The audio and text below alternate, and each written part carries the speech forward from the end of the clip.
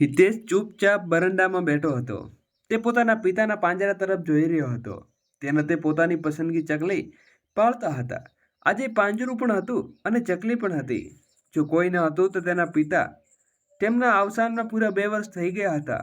તે સમયે હિતેશની ઉંમર માત્ર 20 વર્ષની હતી, પરંતુ જવાબદારીઓ એક 40 વર્ષના વ્યક્તિની જેમ તેના ખભા ઉપર આવી ગઈ હતી. તેની 2 નાની બહેનો હતી. તેમની સંપૂર્ણ જવાબદારી તેના ઉપર હતી. તે પોતાના સપના પણ પૂરા કરવા માંગતો હતો. તે આઈપીએસ અધિકારી બનવા માંગતો હતો, પરંતુ તેને લાગતું હતું કે પોતાની પરિસ્થિતિને કારણે તે ક્યારેય પોતાના સપના પૂરા ન કરી શકે. કોલેજથી પાછો ફર્યો પછી તેને બર્ગરનો લારી લગાવવી પડતી, જેથી ઘરનો ખર્ચ ચાલી શકે.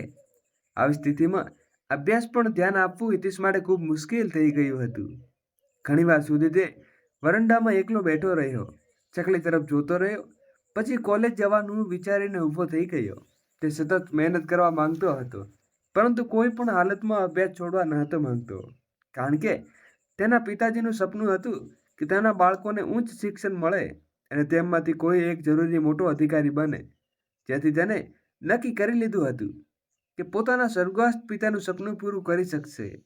ઘણીવાર સુધી હિતેશ તેમની યાદો કરતો રહ્યો અને પછી પોતાના બેગ ઉપાડીને કોલેજ તરફ ચાલવા લાગ્યો.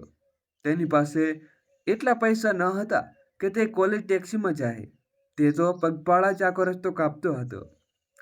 ઘરેથી કોલેજ પહોંચવા તેને લગભગ 1 કલાક લાગી ગયો, પરંતુ તે મજબૂર હતો. ઘર ચાલવા માટે તેને મુશ્કેલીઓથી પસાર કરવું પડતું હતું. તે પોતાની ધૂનમાં ચાલ્યો જતો હતો, ત્યારે અચાનક તેને એક ઠોકર વાગી અને ઠોકરમાં તેનું જૂતું ફાટી ગયું. તે ત્યાં જ ફૂટપાથ પર બેસીને જૂતું ગોતવા કારણે એક અંગૂઠામાં ઉડીને ઈજા થઈ રહી હતી. થોડીવાર સુધી હિતેશ એમ જ ચૂપચાપ બેસી રહ્યો. પછી માથું ઝાટકીને ઊભો થઈ ગયો. દર્દ સહન કરવાનો હતો કે તેની પાસે સમય ન હતો, કારણ કે જો તે ત્યાં બેસી રહ્યો તો તેનો ક્લાસ છૂટી જતો હતો અને તે કોઈ પણ હાલતમાં પોતાનો ક્લાસ ચૂકવવા માંગતો ન હતો. તે કોચિંગ સેન્ટરમાં જતો ન હતો. તે તો આખો દિવસ કોલેજ ઉપર નિર્ભય હતો. લાંબી મુસાફરી કર્યા પછી જ્યારે હિતેશ કોલેજે પહોંચ્યો, ત્યારે બરાબર એવું થયું કે તેવું તેણે વિચાર્યું હતું. તેના મિત્રો દરવાજા ઉપર તેની રાહ જોતા હતા. તેની આંખો સ્મિત સાથે તેમને ગળે લગાડ્યો અને બંને ક્લાસરૂમ તરફ આગળ વધ્યા. ત્યારે તેના મિત્ર સુમિતે તેની તરફ જોતા કહ્યું, "હિતેશ, તું થોડા પૈસા બચાવીને પોતાના માટે નવા જૂતા કેમ નથી લેતો? આ ઘણા જૂના થઈ ગયા છે. હવે તો ફાટી પણ ગયા છે." તેણે તેના ફાટેલા જૂતા જોઈને કહ્યું. હિતેશ પાસે કહેવા માટે ઘણો જવાબ હતો, પરંતુ તેમ છતાં તેણે કંઈ ન કહ્યું. બસ માથું નમાવીને હામાં હા હલાવ્યું. જ્યારે બંને ક્લાસમાં ગયા ત્યારે બધા વિદ્યાર્થીઓ પોતપોતાની જગ્યાએ બેસી ગયા. તેણે શિક્ષકની રાહ જોતા હતા. હિતેશ અને સમિત પણ ક્લાસમાં પાછળમાં ઊભા થઈને બેસી ગયા. હિતેશે જૂનું ફાટેલું હતું. યુનિફોર્મ પણ કાંઈ ખાસ ન હતા. તેની તો હંમેશા પાછળની સીટ ઉપર બેસતો હતો. થોડીવાર પછી શિક્ષક ક્લાસમાં આવ્યા અને ભણાવવાનું શરૂ કર્યું. હિતેશે પૂરેપૂરું બોર્ડ ઉપર ધ્યાન આપી રહ્યો હતો. ત્યારે અચાનક શિક્ષકે હિતેશને ઊભા થવા કહ્યું, તો હિતેશ હેરાન થઈ ગયો. આખરે શું થયું? તે તો પાછળ બેઠો હતો. તે વિચારી રહ્યો હતો ત્યારે શિક્ષકે કઠોર સ્વરમાં કહ્યું, "બહાર આવો." તેમનો અંદર તેની સમજણની બહાર હતો. તે ચૂપચાપ પોતાની કોલર સરખું કરતા બહાર ચાલ્યો ગયો. તો શિક્ષકે તેને ઉપરથી નીચે સુધી જોવા તેને ગર્જના કરી, "આ શું કપડાં પહેરીને આવ્યો છે? આ કોલેજ છે, કોઈ ફેશન પાર્ટી? ફાટેલો શર્ટ, જૂતાની હાલત જોઈ છે? આ રીતે ક્લાસમાં લેવાય છે શું?" તેમની વાત સાંભળીને હિતેશે માથું નીચું થઈ ગયું. તે આખા ક્લાસની સામે બેશરમથી તેને ઠપકો આપી રહ્યા હતા. તે શિક્ષકની બસ એ જ કહેવા માંગતો હતો કે દરેક બાળક એક સરખું નથી હોતું. આપણા સમાજમાં શિક્ષકોને સમજવું જોઈએ કે બાળકો તેને ખટકે છે. તેમની સાથે એકલતામાં વાત કરે, કારણ કે તેઓ નથી જાણતા કે બાળક કેવી હાલતમાંથી પસાર થઈ રહ્યું છે. હિતેશ બિલકુલ ચૂપ રહ્યો, કંઈ ન બોલ્યો. તે શિક્ષકે ભયથી કહ્યું, "મારા ક્લાસમાં તું આવા કપડાં અને ગંદા જૂતા સાથે બેસી ન શકે. હું સિદ્ધાર્થોને પાકો માણસ છું. થોડા દિવસ પહેલા તને ચેતવણી આપી હતી કે તારા વાળ સરખા કર, પરંતુ તે ધ્યાન ન આપ્યું અને ફરીથી સામે ઊભો છે." હિતેશ ત્યારે કંઈ ન બોલ્યો. તે દરેક શિક્ષકની વાતનું સન્માન કરતો હતો. તેના પિતાજી કહેતા હતા કે શિક્ષકના પિતા સમાન હોય છે અને તેમણે તે જ રીતે સન્માન આપવું જોઈએ. તે બોલ્યો, ક્લાસની બહાર જા, જ્યારે નવા જૂતા અને સાફ સુથરા કપડાં થઈ જાય ત્યારે આવજે, નહીં તો મારા ક્લાસમાં તારા જેવા ફાટેલા હાલતમાં વિદ્યાર્થીઓ માટે કોઈ જગ્યા નથી. એક ક્ષણ માટે હિતેશનું મન થયું કે તે કહી દે કે સર, તેની ટેક્સની કોપી જોઈ લો. તેણે કેટલી મહેનત કરી છે, પરંતુ તે બિનજરૂરી કોઈની સાથે ઝઘડવા ન હતો માંગતો. પિતાજીના અવસાન પછી તે બિલકુલ ચૂપ થઈ ગયો હતો. ચૂપચાપ બહાર આવીને લોનમાં બેસી ગયો અને આકાશ તરફ જોવા લાગ્યો. ઘણીવાર સુધી ત્યાં ચૂપચાપ બેસી રહ્યો. ત્યારે શાળાની ઘંટડી વાગી તો તેને દૂરથી તેના મિત્ર સુમિત તેની તરફ દોડતો આવતો દેખાયો. તે પણ પોતાની જગ્યાએ ઊભો થઈ ગયો, કારણ કે સુમિત જ એકમાત્ર એવો મિત્ર હતો જે ક્યારે તેની ગરીબીની મજાક નહોતી ઉડાવી, બલકે તે હંમેશા તેની સાથે ઊભો રહેતો અને તેને હિંમત આપતો.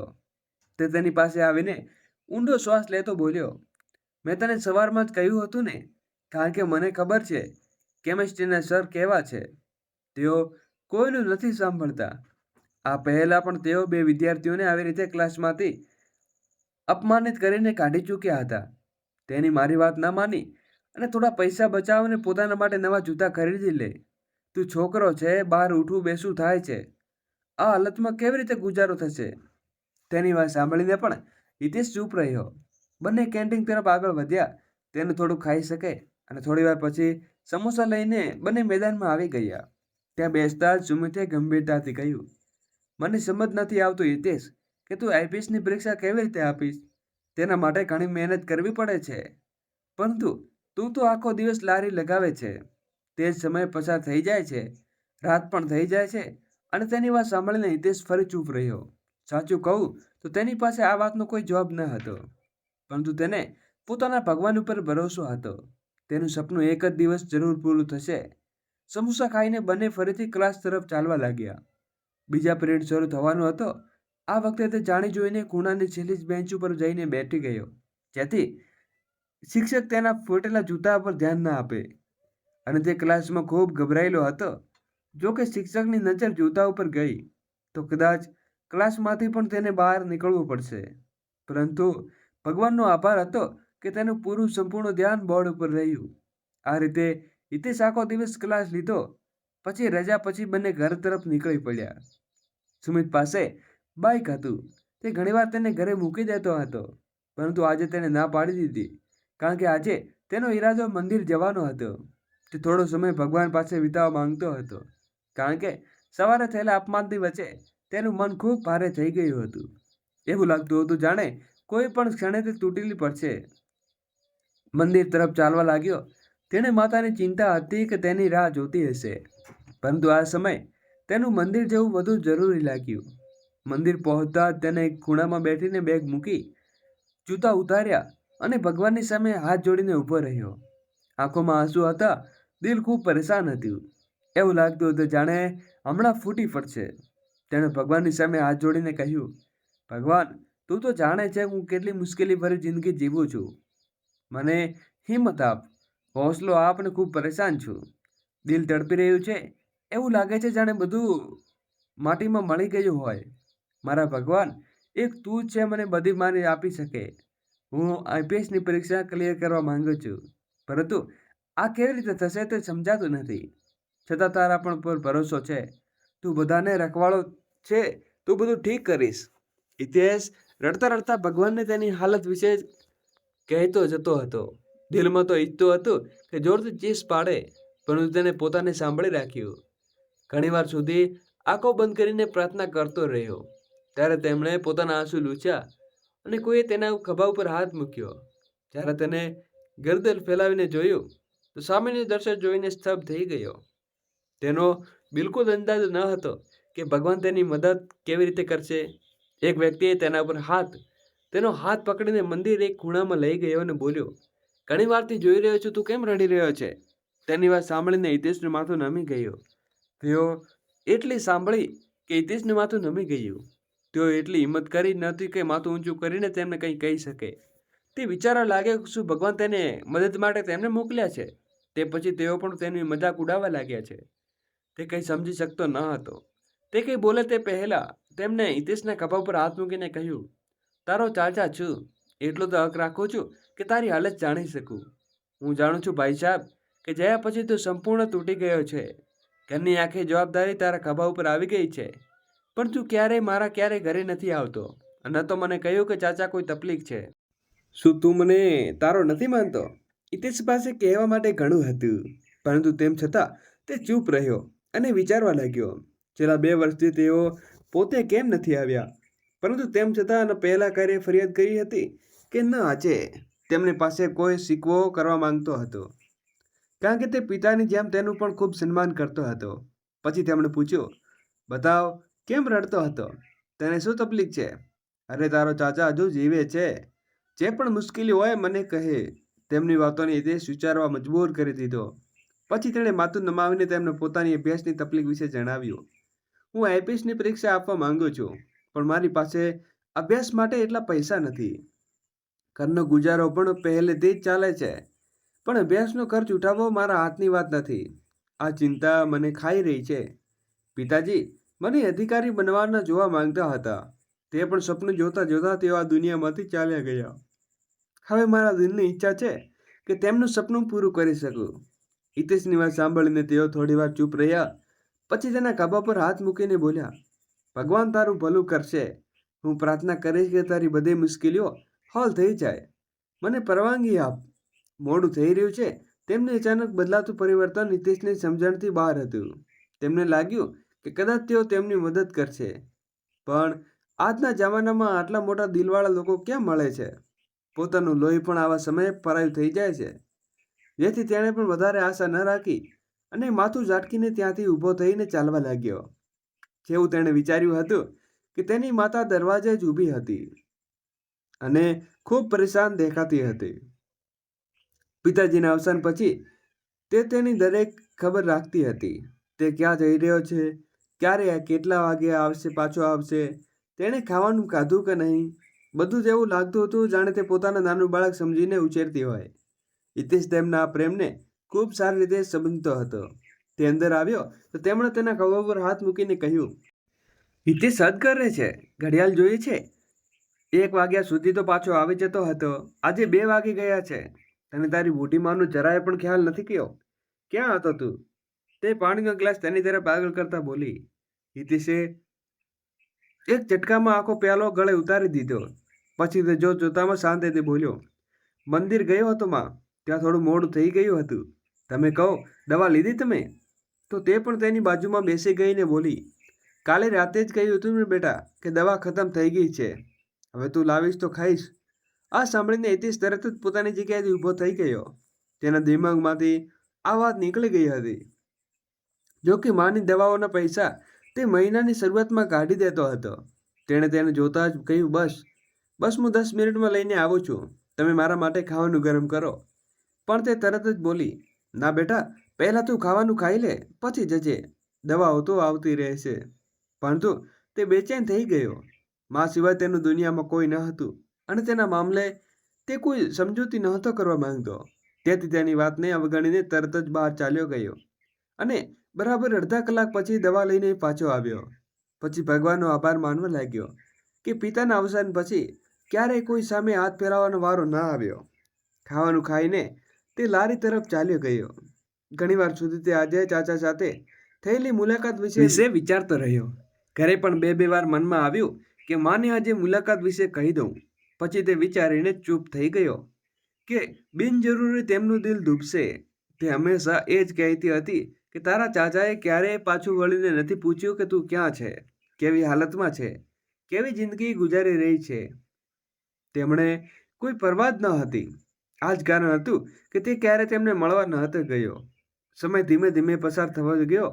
લગભગ 11 વાગે તેણે પોતાની લારી બંધ કરી અને ઘર તરફ ચાલવા લાગ્યો. થાકના કારણે તેની કમર તૂટવા લાગી હતી. સતત ઊભા રહેવાને કારણે શરીર ચૂર થઈ રહ્યું હતું. તે સીધો પોતાના રૂમમાં ગયો અને સૂતા જ નીંદ ઊંડી ગયો. બીજા દિવસે સવાર થઈ તો તૈયાર થઈને કોલેજ માટે રવાના થઈ ગયો. પણ તેને શું ખબર હતી કે આજે તેની જિંદગી એવી ઘટના બનવાની છે જે બધું બદલી નાખશે. લાંબો રસ્તો કાપીને જ્યારે તે કોલેજે પહોંચ્યો તો સુમિત પહેલેથી જ તેની રાહ જોતો હતો. બંને ગળે મળ્યા અને ક્લાસ તરફ ચાલવા લાગ્યો. હજુ તેમણે બેસ્યો અને થોડો સમય થયો હતો કે ક્લાસનો ચપરાસી તેમની પાસે આવ્યો અને બોલ્યો, તને પ્રિન્સિપલ ઓફિસે બોલાવવા આવ્યો છે. આ સાંભળીને હિતેશ થોડો ગભરાઈ ગયો અને પોતાની જગ્યાએથી ઊભો થઈ ગયો. એવું લાગતું હતું કે જાણે તેનો શ્વાસ અટકી ગયો હોય. દરેક વિદ્યાર્થી જાણતો હતો કે પ્રિન્સિપાલ ઓફિસે બોલાવવાનો શું અર્થ રાખે છે. તેણે ચપરાસીને પૂછ્યું, કઈ વાત થઈ છે? શું બધું ઠીક તો છે ને? તે માથું હલાવીને બોલ્યો, તારા ખ્યાલની તો બધું ઠીક છે, બાકી તું જઈશ તો ખબર પડશે. તારા આવ્યા પહેલાં જ બોલાવવું આવી ગયું હતું. હું તો તારી રાહ જોતો હતો. આ સાંભળીને હિતેશ તરત જ પોતાની બેન્ચ ઉપરથી ઊભો થયો અને સુમિત પણ તેમની સાથે ઊભો થયો. પણ ચપરાસી તેને જોતા કહ્યું, ફક્ત એક જ ને બોલાવવામાં આવ્યો છે, તું બેસી જા. તો હિતેશે સુમિતને બેસવાનો ઇશારો કર્યો અને પોતે ઓફિસ તરફ ચાલવા લાગ્યો. તેનું દિલ જોરથી ધડકી રહ્યું હતું. તે બસ એ જ પ્રાર્થના કરી રહ્યો હતો કે ક્યાં ગઈકાલે ટપકાને કારણે તેમને નથી બોલાવવામાં આવ્યો ને. તેની પાસે હજુ એટલા પૈસા ન હતા કે નવા જૂના કે યુનિફોર્મ ખરીદી શકે. જ્યારે તે અંદર ગયો જોયું તો પ્રિન્સિપાલ સરની સામે એક માણસ બેઠો હતો. તે પરવાનગી માંગી તો તેણે ઈશારાથી તેમને અંદર બોલાવી લીધો. અંજન ડરતા જ પ્રિન્સિપાલ સર હસવા બોલ્યો, ખરેખર તો તારી સાથે મુલાકાત મારે નથી કરવી, એમણે કરવી છે. આ તને સ્કોલરશિપ આપવા માંગે છે. આ સાંભળીને હિતેશ આશ્ચર્યથી તેમની તરફ જોવા લાગ્યો. આ બધું તેની સમજણની બહાર હતું. તેની નજરે જાણ્યા વ્યક્તિ ઉપર ગઈ જે હસી રહ્યા હતા.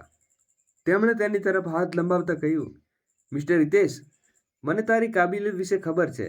તું ખૂબ હોશિયાર વિદ્યાર્થી છે. મને ખબર પડી કે તું આઈપીએસની પરીક્ષા આપવા માંગે છે.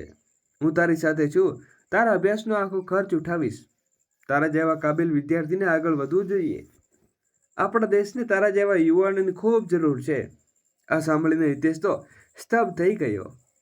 શું ભગવાન ખરેખર આ રીતે મદદ મોકલી શકે છે?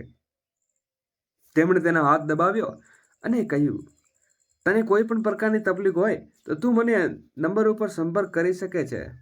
જૂતા, યુનિફોર્મ અને પુસ્તકો બધું પ્રિન્સિપલ ઓફિસમાંથી મળી જશે. ફિલહાલ આ વાતને તારા સુધી સીમિત રાખજે. કોઈને કહેવાની જરૂર નથી. તેની વાત સાંભળીને હિતેશ બસ તેને આભાર માનવા માંગતો હતો, પણ તેમને તેને બોલાવવાનો એક પણ મોકો ના આપ્યો.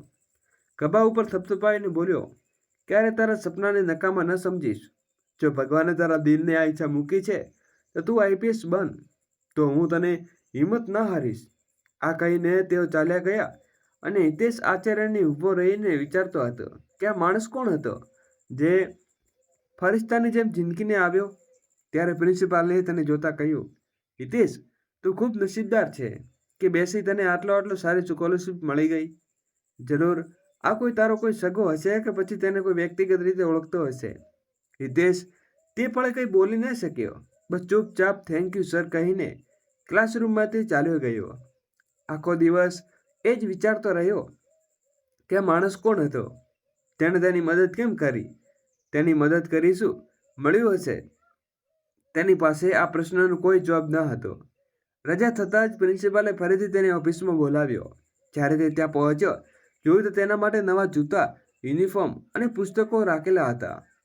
સર તેની તરફ જોતા કહ્યું, આ તેમના તરફથી છે, તારા માટે મોકલવામાં આવ્યું છે. આ લઈ જા. તે ચૂપચાપ આખું સામાન ઉપાડીને બહાર નીકળી આવ્યો. તેની આંખો વારંવાર ભીંજાઈ રહી હતી. તેને વિશ્વાસ નહોતો આવતો કે મંદિરમાં તેનું રીતે રડવું શું ભગવાનને પસંદ આવી ગયું હતું. તે આ વિચારતા ફરીથી મંદિરે ચાલ્યો ગયો. ભગવાનનો આભાર માનતો ખૂબ રડ્યો અને પછી ઘર તરફ ચાલવા લાગ્યો. ઘરે પહોંચતા જ રોજની જેમ માતાએ તેને ઠપકો આપ્યો, આટલું મોડું કેમ કરે છે? એકવાર મોઢું બતાવી દે, પછી મંદિર જઈશ. ફિલહાલ તે ચૂપ રહ્યો. માતાએ જ્યારે તેને સામાન વિશે પૂછ્યું તો બધું ઠીક કહી દીધું. માતાએ અજાણ્યા વ્યક્તિને ખૂબ દુલાવો આપી રહી હતી. સમય પસાર થતો ગયો અને તે માણસ ચૂપચાપ તેની મદદ કરતો રહ્યો, જેનાથી તે સ્તબ્ધ થઈ જતો હતો.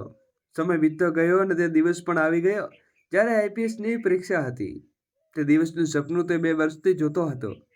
આખો દિવસ લારી લગાવીને આખી રાત જાગીને અભ્યાસ કરવો તેના માટે ખૂબ મુશ્કેલ હતું. પણ ત્યારે હિંમત ન હારી. જે લોકો ભગવાન ઉપર ભરોસો રાખે છે તેને ક્યારેય હાર નથી માનતા. 3 કલાક પછી જ્યારે પેપર પૂરું થયું તો તે સંતુષ્ટ હતો. તેણે સારું પેપર લખ્યું હતું, પણ દિલની બેચેનીના શબ્દો નહોતા વ્યક્ત કરી શકતો. તેના ઉપર અનાથ બહેનની જવાબદારી હતી, વિધવા માતાની જવાબદારી હતી, અને આ જ સપનું તેને દિવસ રાત મહેનત કરવા મજબૂર કરતું હતું, જેથી ઘરના મુશ્કેલીઓથી થોડી ઓછી થઈ શકે. અને પછી ભગવાને તેની મહેનત અને લગન ફળ આપી દીધું. તેની આઈપીએસની પરીક્ષા બિલકુલ ક્લિયર થઈ ગઈ.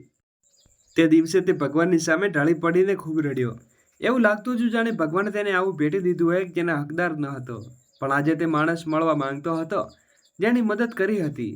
આજ સુધી તેને ક્યારેય નંબર પર કોલ નહોતો કર્યો, કારણ કે તે હંમેશા તેની મુશ્કેલી પહેલા રકમ તેના સુધી પહોંચી જતી હતી. આજે પહેલી વાર તેણે નંબર ઉપર કોલ કર્યો અને પહેલી વાર કોલ રિસીવ થઈ ગયો. જે અવાજ તેને સાંભળાયો હતો તેને આખું શરીર ધબકાઈ ગયું, કારણ કે અવાજ બીજું કોઈ નહીં પણ તેનો ચાચાનો હતો. અભ્યાસની સફરમાં જેટલી નફરત તેને પોતાના ચાચા સાથે હતી તેનો કોઈ મુકાબલો ન હતો. હા, તે કંઈ કહેતો ન હતો, પણ અંદરથી ખૂબ અફસોસ થઈ રહ્યો હતો. પછી તેમણે કહ્યું, હિતેશ બોલે છે. આ સાંભળીને તેનું રડવું ફૂટી પડ્યું. તેનું મન થઈ રહ્યું હતું કે તેઓ કોલર પકડીને પૂછે કે તમે આટલા વર્ષો સુધી મારી મદદ કરતા હતા, પણ ક્યારેય કહ્યું કેમ નહીં? પણ તે કંઈ બોલી શકે તે પહેલાં તેઓ ચાલ્યા બોલ્યા, હું જાણું છું બેટા કે તું કેમ રડે છે, અને એ પણ જાણું છું કે તું હેરાન થઈ ગયો છે. બસ એટલું સમજી લે કે કેટલાક કામ ગુપ્ત રીતે કરવામાં આવે છે, જેથી દુનિયા ઈર્ષા ન કરે અને લોકો વાતો ન બનાવે. મારી દુઆ છે કે તું ખૂબ સફળ રહે, કે મેં મારા ભાઈનું સપનું પૂરું કરીને મારું છાતી ગર્વથી ફૂલાઈ દીધું છે. હું માનું છું હિતેશ કે હું તારાથી ચોરસ નથી આવતો, પણ તેનું કારણ પણ તું ખૂબ મહત્વનું છે. તું એક 64નો સામનો નથી કરી શકતો.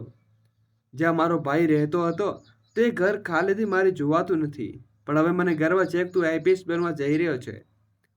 હવે હું પૂરા બેન્ડ બાજા સાથે તારી પાસે આવીશ. તેમની વાત સાંભળીને હિતેશ રડતો રડતો હસી પડ્યો. મિત્રો, જિંદગીમાં ઘણા એવા લોકો હોય છે જે તમારાથી દૂર હોય છે, પણ તમારા દિલની ખૂબ નજીક હોય છે. બસ આંખો ખોલો, તેમને જુઓ અને ઓળખો. નફરત કોઈ પણ સમસ્યાનો ઉકેલ નથી. પ્રેમ કરવો એ જિંદગીનું સૌથી મહત્વનું સુંદર પાસું છે. તો મિત્રો, તમને આ વાર્તા કેવી લાગી? કમેન્ટ કરીને જરૂરથી જણાવજો. વાર્તા સારી લાગી હોય તો કૃપા કરીને વિડીયોને લાઈક કરો, શેર કરો અને અમારી ચેનલને સબસ્ક્રાઈબ કરવાનું ભૂલશો નહીં. દોસ્તો, સ્ટોરી નંબર 2 હમણાં ચાલુ થાય છે. જોડાયેલા રહેજો. આ દિવસોમાં મારા સાસરિયાના કારણે ખૂબ પરેશાન રહેવા લાગી હતી. આખો દિવસ હું વિચારોમાં ખોવાયેલી રહેતી અને મારા પતિ સાસુના બદલાનું વર્તન અનુભવતી. જોકે તેઓ મને મોઢે કંઈ કહેતા ન હતા. તેઓ મારું ખૂબ સારું ધ્યાન રાખતા હતા, પરંતુ મારી સાથે કંઈક એવું બની રહ્યું હતું કે મને પરેશાન કરતું હતું. મને ઘણું વિચારવા મજબૂર કરતું હતું. લગ્ન બાદ જ મારા પતિનું વર્તન સાથે ખાસ ન હતું, પણ એવું ન હતું કે તેઓ મને પ્રેમ નથી કરતા કે મારું ધ્યાન નથી રાખતા. તેઓ મારું ખૂબ ધ્યાન રાખતા, પણ ખૂબ ચૂપ રહેતા. મારી સાથે પોતાના દિલની કોઈ વાત નહોતા કરતા. શરૂઆતમાં મને લાગ્યું કે કદાચ તેઓ આવા જ હશે, કારણ કે કેટલા લોકો એવું બોલે છે કે સમય સાથે તેનો બદલાવ થશે. પણ ધીમે ધીમે મને અહેસાસ થયો કે અહીં વાત કંઈક બીજી જ છે. જ્યારે પણ હું મારા પતિને નજીક આવવાનો પ્રયત્ન કરતી તો મારા સાસુ કે નણંદ વચ્ચે આવી જતી, અને તેઓ મને ક્યારેય મારા પતિ સાથે એકલી નહોતી છોડતી. હું એક સારા અને સમૃદ્ધ પરિવારની દીકરી હતી. હું ખૂબ સુંદર અને ભણેલી ગણેલી હતી. મારા પરિવારજનો ઈચ્છતા હતા કે મને એક શરીફ અને સમજદાર પતિ મળે, જે મારું ખૂબ ધ્યાન રાખે અને મને ક્યારેય કોઈ વસ્તુની કમી ન થવા દે. જ્યારે મારું ભણતર પૂર્ણ થયું ત્યારે મારા ઘરવાળાઓએ મારા માટે રિશ્તો શોધવાનું શરૂ કર્યું. થોડા દિવસ બાદ અમારા પડોશમાં આંટી અનિલનો રિશ્તો લઈને આવ્યો. તેમણે કહ્યું કે છોકરો ખૂબ એક નેક અને શરીફ છે. પછી મારા ઘરવાળા અનિલને જોવા તેના ઘરે ગયા. તેની માતા અને બહેનો પણ અમારા ઘરે આવ્યા. મારા મમ્મી પપ્પાએ અનિલ અને તેના ઘરવાળાઓને ખૂબ ગમ્યા. જ્યારે મારા પપ્પાએ કેટલા લોકો પાસે તેની ખોજ પણ લીધી તો બધાને કહ્યું કે તેઓ શરીફ છોકરો છે, ઓફિસમાં નોકરી કરે છે અને પોતાની માતા અને બહેનનું ખૂબ ધ્યાન રાખે છે. જ્યારે મારા પપ્પાએ ખાતરી થઈ તો તેઓ આ રિશ્તો પાકો થઈ ગયો, અને 1 મહિના બાદ મારા લગ્ન અનિલ સાથે થઈ ગયા. મારા સાસુ અને નણંદો ખૂબ સારી હતી. તેઓ મારું ખૂબ ધ્યાન રાખતી હતી મને ક્યારેય કોઈ કામ નહોતી કરવા દેતી. આ વાત સાચી છે કે મને કોઈ કામ આવડતું ન હતું, કારણ કે મારી માતાએ મને ક્યારેય ઘરેથી કોઈ કામ કરાવ્યું ન હતું. મારા ઘરે નોકરો કામ કરતા હતા, પણ મારા સાસરે કોઈ નોકર ન હતા.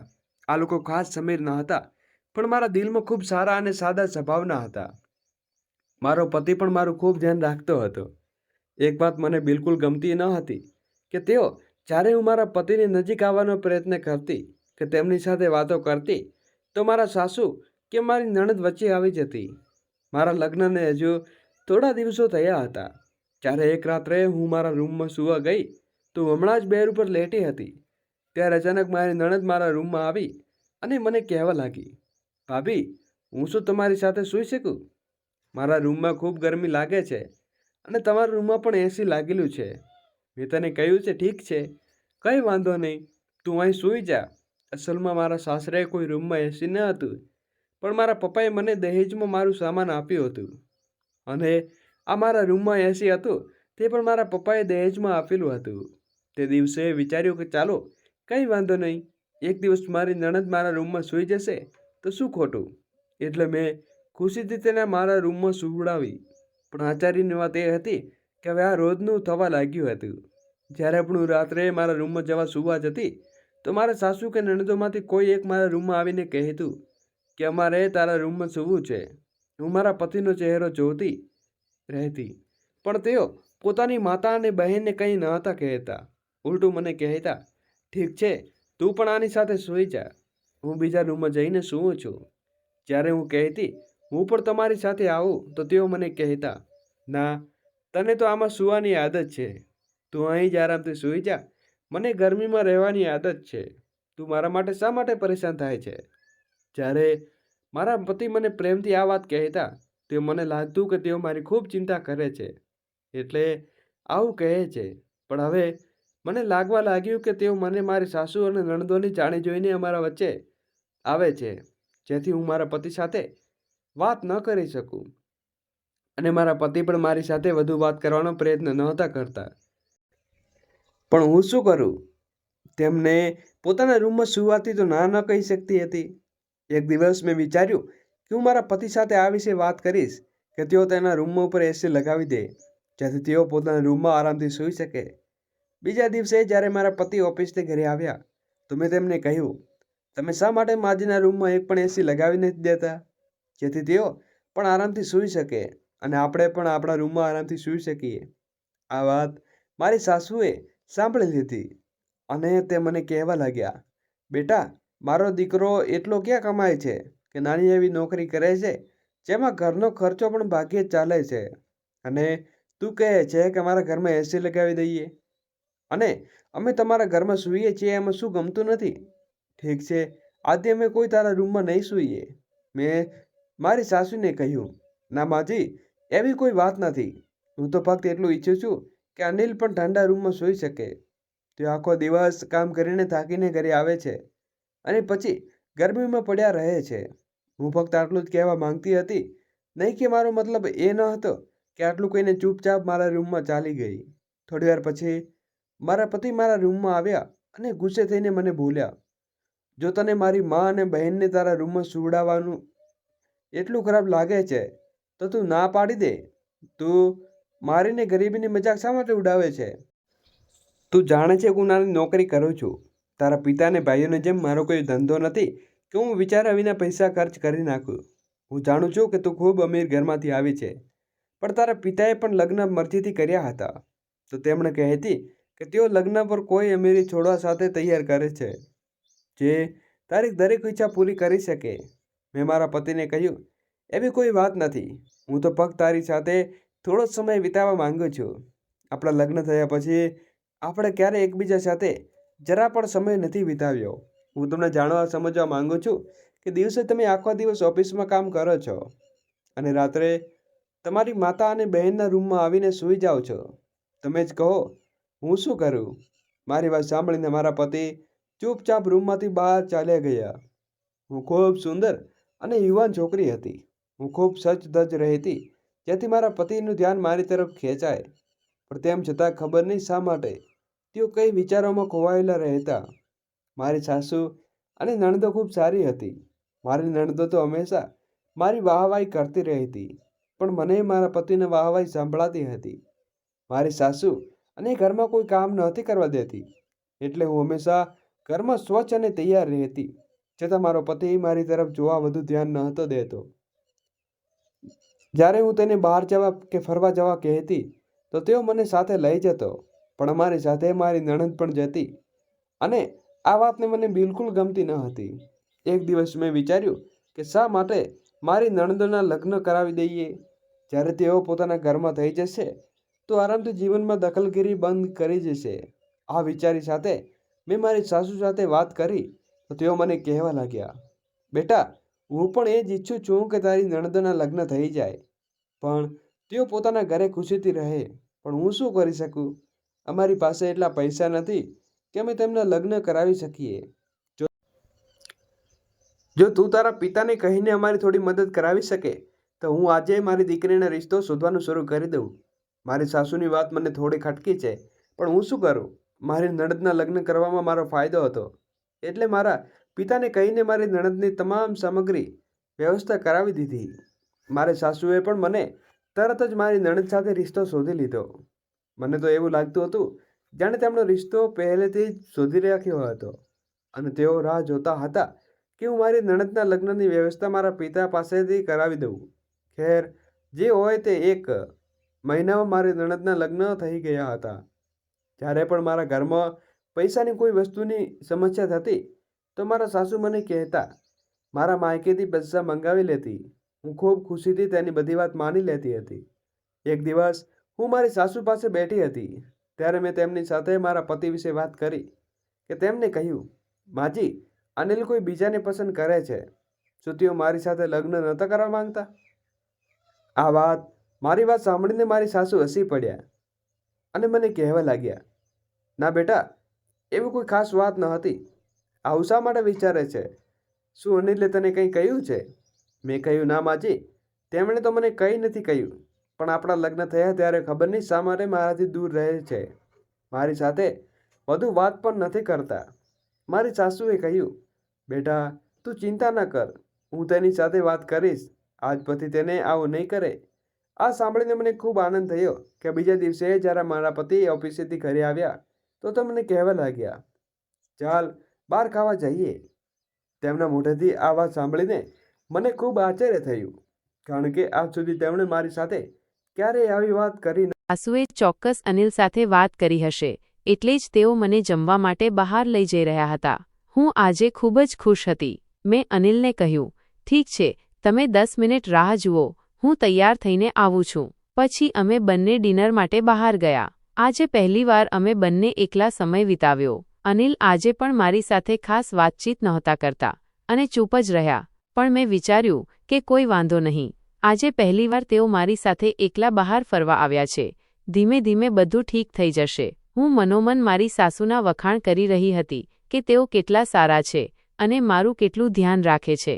થોડા દિવસો પછી બધું ખૂબ સારું ચાલવા લાગ્યું. મારા પતિ પણ હવે મારી સાથે થોડી વાત કરવા માંડ્યા. હું પણ રોજ તેમને મારા હાથે ખાવાનું આપતી અને તેમનું ખૂબ ધ્યાન રાખતી. એક દિવસ જ્યારે મારા પતિ જમી રહ્યા હતા ત્યારે અમારા પડોશની એક છોકરી, જેનું નામ રિયા હતું, તે અમારી નણંદને મળવા આવી. તેને જોતા જ મારા પતિ તરત જ ઊભા થઈને રૂમમાં જતા રહ્યા. ખબર નહીં કેમ, પણ મને તે છોકરીને જોઈને ખૂબ જ અજીબ લાગ્યું. તે મારા પતિને એક ધારું જોઈ રહી હતી. તે થોડીવાર અમારા ઘરે રોકાઈ અને પછી ચાલી ગઈ.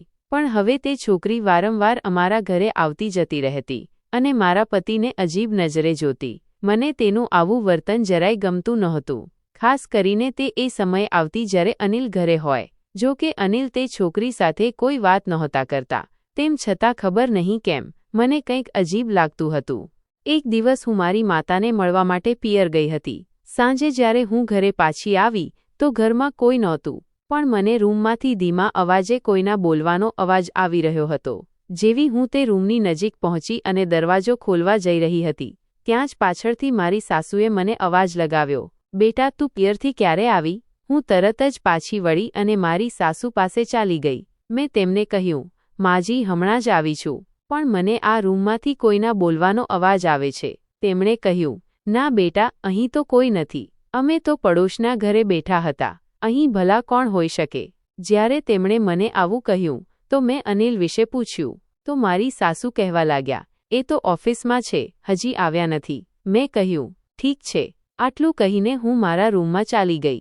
હું મારા રૂમમાં આવીને વિચારવા લાગી કે તે અવાજ કોનો હતો, કારણ કે તે અવાજ બિલકુલ મારા પતિના અવાજ જેવો હતો. તો શું અનિલ ઘરે જ હતા? માજી મને જૂઠું બોલી રહ્યા હતા. પણ માજી મને શા માટે જૂઠું બોલે? મારા દિલમાં અજીબ અજીબ વિચારો આવી રહ્યા હતા. અનિલ થોડીવાર પછી ઘરે આવ્યા તો મેં તેમને પૂછ્યું, તમે ક્યાં હતા? તેઓ મને કહેવા લાગ્યા, આ કેવો સવાલ કરે છે? તને ખબર તો છે કે હું ઓફિસમાં જ હતો. મેં કહ્યું, ઠીક છે. જ્યારથી મેં મારી સાસુને મારા પતિની ફરિયાદ કરી હતી ત્યારથી મારા પતિ મારું ખૂબ ધ્યાન રાખવા લાગ્યા હતા. મને ફરવા પણ લઈ જતા, પણ ખબર નહીં કેમ મારા દિલમાં શંકા બેસી ગઈ હતી. એક રાત્રે મને ખૂબ તરસ લાગી તો હું પાણી પીવા ઉઠી. ત્યારે મેં જોયું કે મારા પતિ રૂમમાં નથી. હું બહાર જઈને જોઉં તો તેઓ કોઈની સાથે ધીમા અવાજે ફોન પર વાત કરી રહ્યા હતા. જ્યારે મેં તેમને પૂછ્યું કે કોની સાથે વાત કરી રહ્યા છો તો તેમણે કહ્યું કે એક જરૂરી કોલ હતો. મેં કહ્યું, આટલી રાત્રે કોનો કોલ હતો? તો મારા પતિ મારા પર ગુસ્સે થઈ ગયા અને ગુસ્સામાં મને બોલ્યા, શું તું મારા પર શંકા કરે છે? તને મારા પર ભરોસો નથી? ઓફિસથી કોલ હતો, તે જ વાત કરી રહ્યો હતો. પણ તને શું થયું છે? તું આટલી રાત્રે અહીં શું કરે છે? મેં કહ્યું, કંઈ નહીં, બસ તરસ લાગી હતી એટલે પાણી પીવા ઉઠી હતી. તમને રૂમમાં ન જોયા એટલે બસ તમને જોવા અહીં આવી. તે પછી અમે બંને રૂમમાં આવી ગયા. અનિલ તો આરામથી સૂઈ ગયા, પણ હું આખી રાત એ જ વિચારતી રહી કે આટલી રાત્રે અનિલ કોની સાથે વાત કરી રહ્યા હતા. ઓફિસથી તો આટલી રાત્રે ફોન ન આવે. જરૂર તેઓ મારાથી કંઈક છુપાવી રહ્યા છે. આજકાલ મારી સાથે ખૂબ અજીબ અજીબ વાતો થઈ રહી હતી કે પછી હું જ ઘણું વિચારી રહી હતી. મને કંઈ સમજાતું નહોતું કે આખરે શું થઈ રહ્યું છે. અનિલ અચાનક જ એટલા બદલાઈ ગયા હતા. પહેલાં તો તેઓ મારી સાથે ખૂબ ઓછું બોલતા, પણ હવે તેઓ મારી સાથે વાતો પણ કરવા લાગ્યા, મારું ધ્યાન રાખતા, મને ફરવા લઈ જતા. પણ તેમ છતાં ખબર નહીં કેમ મારા દિલમાં એક અજીબ ડર બેસી ગયો હતો. હવે ઘણીવાર એવું થવા લાગ્યું કે જ્યારે રાત્રે મારી આંખ ખુલતી તો મારા પતિ રૂમમાં નહોતા હોતા. હું બહાર જઈને જોતી તો તેઓ ધીમા અવાજે કોઈની સાથે ફોન પર વાત કરી રહ્યા હતા. મારી શંકા વધતી જ ગઈ. એક દિવસ હું મારી સખી સાથે શોપિંગ કરીને પાછી આવી રહી હતી તો મેં મારા પતિને તે જ છોકરી સાથે જોયા જે અમારા પડોશમાં રહે છે. મેં મારા પતિને બાજુમાંથી જોયા હતા એટલે હું બરાબર તો તેમને ન જોઈ શકી, પણ તેઓ મારા પતિ જ હતા. હું મારા પતિને હજારોમાં પણ ઓળખી શકું. આ જોઈને હું ખૂબ પરેશાન થઈ ગઈ અને આખા રસ્તે એ જ વિચારતી રહી કે મારા પતિ આખરે તે છોકરી સાથે શું કરી રહ્યા હતા. પણ જેવી જ હું ઘરે પહોંચી તો હેરાન થઈ ગઈ કે મારા પતિ તો રૂમમાં સૂઈ રહ્યા હતા. મેં તેમને પૂછ્યું, તમે ક્યારે આવ્યા? તો તેઓ કહેવા લાગ્યા, મને આવે 2 કલાક થઈ ગયા. મારી તબિયત થોડી ખરાબ હતી એટલે હું આજે ઓફિસથી વહેલો આવી ગયો. જ્યારે મેં તેમને પૂછ્યું, આવતા વખતે રસ્તામાં મેં તમને જોયા, તો તેઓ હસીને મને કહેવા લાગ્યા, અરે વાહ, તને તો હવે દરેક જગ્યાએ હું દેખાઈ રહ્યો છું. કદાચ તું મારી સાથે થોડો વધારે પ્રેમ કરવા લાગી છે. જ્યારે તેમણે મને આ વાત કહી તો હું તેમની સાથે આગળ કોઈ સવાલ ન કરી શકી. જ્યારે મેં મારી સાસુ અને નણંદને આ વિશે પૂછ્યું તો તેઓ પણ મને એ જ કહેવા લાગ્યા કે હા, અનિલને આવે ઘણો સમય થઈ ગયો, તે તો તારી રાહ જોતો હતો. જ્યારે મારી સાસુએ મને આ વાત કહી તો મને લાગ્યું કે કદાચ હું જ ખોટી હતી. કદાચ મેં કોઈ બીજાને જોયું હશે જેને હું મારા પતિ સમજી રહી હતી. પછી મેં આ બધું મારા દિમાગમાંથી કાઢી નાખ્યું. પણ થોડા દિવસો બાદ ફરીથી કંઈક એવું થયું જે મારી સહનશક્તિની બિલકુલ બહાર હતું. હું વિચારી પણ ન શકતી કે મારા પતિ અને સાસરિયાઓ મળીને મને આટલો મોટો દગો આપી રહ્યા હશે. મારા પતિના પિતરાઈ ભાઈના લગ્ન હતા. તેઓ બીજા શહેરમાં રહેતા હતા. અમે તેમના લગ્નમાં જવા માટે થોડા દિવસો માટે ત્યાં જવાનું હતું. હું ખૂબ ખુશ હતી કે ચાલો, આ બહાને અમે બંને પતિ પત્ની બહાર ફરવા જઈશું અને ખૂબ મજા કરીશું. મેં મારું બધું પેકિંગ કરી લીધું હતું. અમે સાંજે નીકળવાના હતા. પણ જ્યારે મારા પતિ ઓફિસથી આવ્યા તો તે મને કહેવા લાગ્યા, હું તમારી સાથે નથી આવી શકતો. મને ઓફિસમાં ખૂબ જરૂરી કામ છે, તો તમે લોકો જાઓ. આ સાંભળીને મને ખૂબ દુઃખ થયું, કારણ કે હું મારા પતિ સાથે જવા માંગતી હતી. મેં તેમને કહ્યું, ઠીક છે, જો તમે નથી જઈ રહ્યા તો હું પણ તમારી સાથે રહી જાઉં. અહીં તમે એકલા પરેશાન થશો. પણ તેઓ મને કહેવા લાગ્યા, ના, કોઈ પરેશાની નહીં થાય, તું બધા સાથે જા, નહીં તો જો તું નહીં જાય તો બધા તારા વિશે સવાલો કરશે. મેં ખૂબ રોકાવાનો પ્રયત્ન કર્યો, પણ મારા પતિએ મને મારી માતા અને બહેનો સાથે લગ્નમાં મોકલી દીધી. અમારે ત્યાં 3-4 દિવસ રોકાવાનું હતું, પણ ત્યાં પહોંચતા જ અચાનક મારી તબિયત ખરાબ થવા લાગી, એટલે હું બીજા જ દિવસે પાછી આવી ગઈ. પણ મેં આ વાત અનિલને નહોતી જણાવી, કારણ કે હું તેમને સરપ્રાઈઝ આપવા માંગતી હતી. પણ મને શું ખબર હતી કે હું જ સરપ્રાઈઝ થઈ જઈશ. જેવી જ હું ઘરે પહોંચી તો મને મારા રૂમમાંથી કોઈના હસવાનો અને વાતો કરવાનો અવાજ આવી રહ્યો હતો. હું દરવાજો ખોલીને અંદર ગઈ તો મારા પગ નીચેથી જમીન ખસી ગઈ. એવું લાગ્યું જાણે સાતે આસમાન મારા માથા પર પડી ગયા હોય. થોડીવાર માટે તો હું ત્યાં જ થીજી ગઈ. મેં જોયું કે મારા પતિ અને પડોશમાં રહેતી છોકરી રિયા એકબીજાની ખૂબ નજીક હતા, અને તેઓ એટલા નજીક હતા કે હું સમજી ગઈ કે આ બંને વચ્ચે કોઈ ખૂબ નજીકનો સંબંધ છે. જ્યારે અનિલની નજર મારા પર પડી તો તે તરત જ તે છોકરીથી દૂર થઈ ગયો અને મારી પાસે આવીને મને કહેવા લાગ્યો, તું અહીં આટલી વહેલી? તું તો થોડા દિવસો બાદ આવવાની હતી ને? જો જેવું તું વિચારે છે એવું કંઈ નથી, તું બેસ, હું તને સમજાવું. મેં તેમને કહ્યું, હવે શું સમજાવવાનું બાકી રહ્યું છે? જે કંઈ મેં જોયું તે શું પૂરતું નથી? તું આજ માટે અમારી સાથે લગ્નમાં નહોતો ગયો, જેથી અહીં મારી પીઠ પાછળ આ છોકરી સાથે આ બધું કરી શકે. એ દિવસે પણ તે મને જૂઠું બોલ્યું હતું. તું બહાર આ જ છોકરી સાથે ફરતો હતો. તારા ઘરવાળા પણ આ બધામાં સામેલ છે. તેમણે પણ મને જૂઠું બોલ્યું હતું. પણ મેં તારું શું બગાડ્યું હતું, જે તે મને આટલો મોટો દગો આપ્યો? અનિલે ફોન કરીને પોતાની માતા અને બહેનોને પણ બોલાવી લીધી હતી. તે ખૂબ શર્મિંદો હતો. તેણે પોતાની માતાને કહ્યું, આ બધું તમારી વજહે થયું છે. જો તમે મને આ લગ્ન માટે દબાણ ન કર્યું હોત તો આ બધું ન થયું હોત. તમે અમારું જીવન બરબાદ કરી દીધું.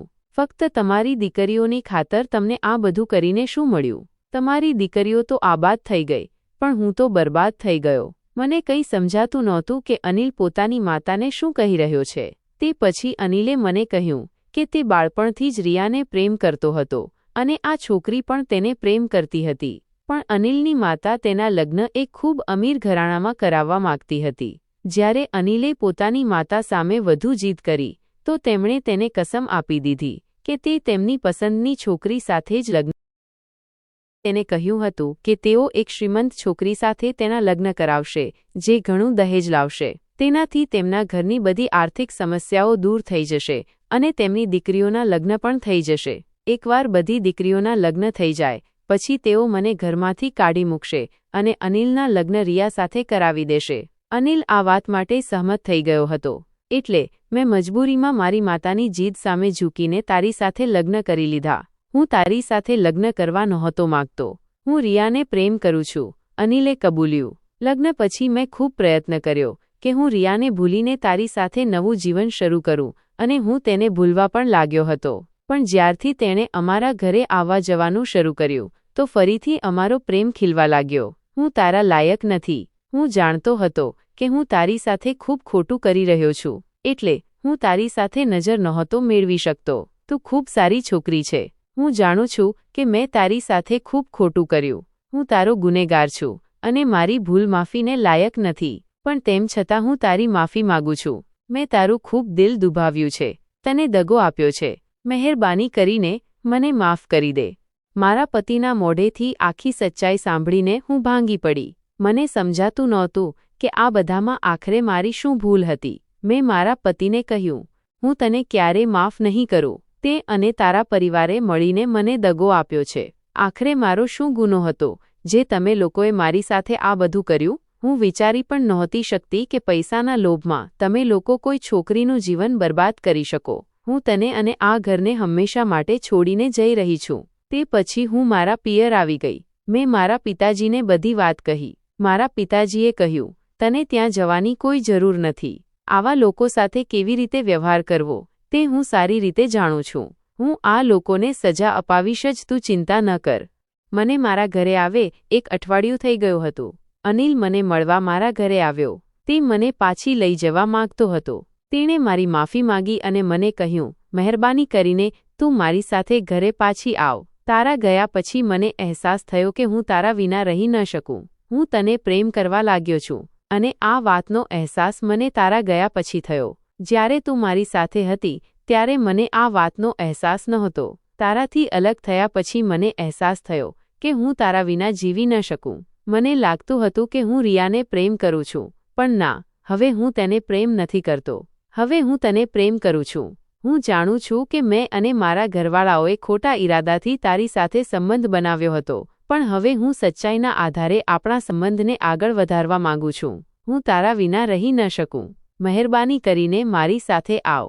અનિલે તો ખૂબ સરળતાથી કહી દીધું, પણ જે કંઈ મેં મારી આંખોથી જોયું હતું તે હું કેવી રીતે ભૂલી શકું? મારા માટે એ બધું ભૂલવું એટલું સરળ નહોતું. મેં અનિલને કહ્યું, હું તારી સાથે ક્યારેય પાછી નહીં જઈશ. સારું છે કે તું તારા પ્રેમ રિયા સાથે લગ્ન કરી લે અને તેની સાથે ખુશ રહે. હું તારી સાથે નથી જવા માંગતી. આટલું કહીને હું મારા રૂમમાં પાછી આવી ગઈ. અનિલ નિયમિત મને ફોન કરતો રહ્યો, પણ હું તેનો ફોન ઉપાડતી નહોતી. હું હંમેશા મારા રૂમમાં જ રહેતી, ન કંઈ ખાતી, ન કંઈ પીતી, જેના કારણે હું ખૂબ નબળી થઈ ગઈ હતી. એક દિવસ મને ચક્કર આવ્યા અને હું પડી ગઈ. જ્યારે મારી માતાએ ડૉક્ટરને બોલાવીને મારું ચેકઅપ કરાવ્યું તો મને ખબર પડી કે હું ગર્ભવતી છું.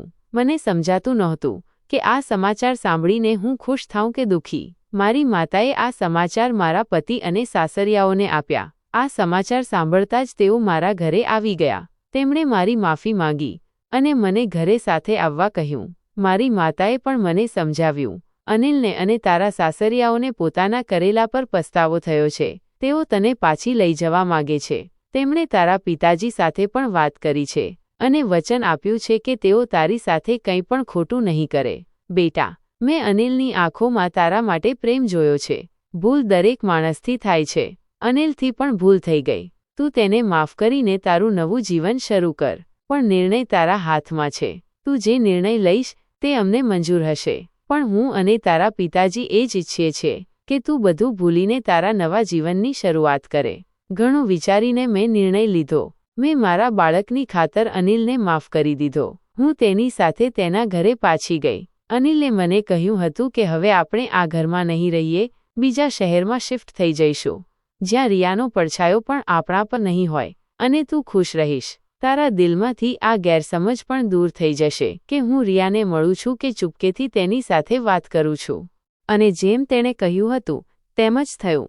થોડા દિવસો બાદ અમે બીજા શહેરમાં શિફ્ટ થઈ ગયા. અનિલને ત્યાં એક સારી નોકરી મળી ગઈ હતી. અનિલ મારું ખૂબ ધ્યાન રાખતો હતો અને મને ખૂબ પ્રેમ કરવા લાગ્યો હતો.